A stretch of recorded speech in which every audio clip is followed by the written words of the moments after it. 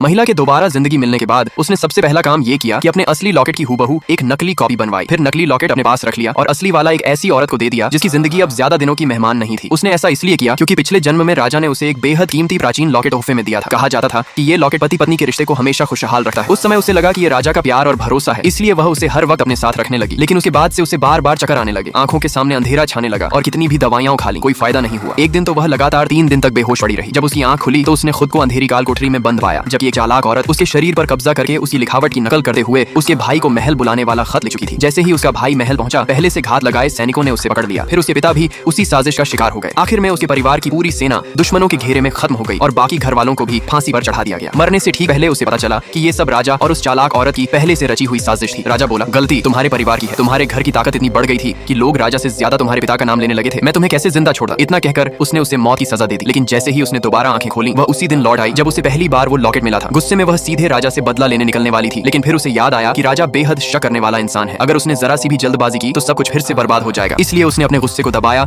और अपनी दासी को शहर के दक्षिण वाले हिस्से में रहने वाले भरोसेमंद सुनार के पास भेजा, ताकि रात में उसे चुपचाप महल लाया जा सके। सुनार ने लॉकेट देखते ही पहचान लिया कि ये कोई साधारण चीज नहीं बल्कि एक खतरनाक तांत्रिक विद्या का हिस्सा है। उसने लॉकेट का पिछला निशान दिखाकर कहा, ये कोई खरोंच नहीं बल्कि उस जहरीले कीड़े के निकलने की जगह है जो इंसान की आत्मा और शरीर पर कब्जा कर लेता है। ये सुनते ही महिला ने तुरंत आदेश दिया कि बिल्कुल ऐसा ही एक नकली लॉकेट बनाया जाए। बस उसके अंदर मौजूद खून जैसी लाल नसों की जगह सिंदूर जैसा लाल रंग भर दिया जाए। कुछ ही समय में नकली लॉकेट तैयार हो गया और कोई भी आम इंसान असली नकली में फर्क नहीं कर सका था। महिला उसी रात नकली लॉकेट लेकर महल से निकल गई। उसने मन ही मन ठान लिया कि जिस औरत ने पिछले जन्म में उसके शरीर पर कब्जा किया था, इस बार वही अपने ही जाल में फंसेगी। अगली सुबह वह एक कोठे पर पहुंची जहां मालकिन उसे पीछे वाले हिस्से में बने कमरे तक ले गई। वहां उसकी नजर उस औरत पर पड़ी जिसे उसने पहले से अपने प्लान के लिए बचा कर रखा था। मालकिन बोली, इसका नाम राधा है। इसे भयंकर बीमारी हो चुकी है। कल इसे लावारिस लाशों के साथ फेंक दिया जाता, लेकिन आपके कहने पर हमने इसे अभी तक जिंदा रखा है। लाइक सब्सक्राइब कर देना, भगवान आपको बहुत खुशी देगा।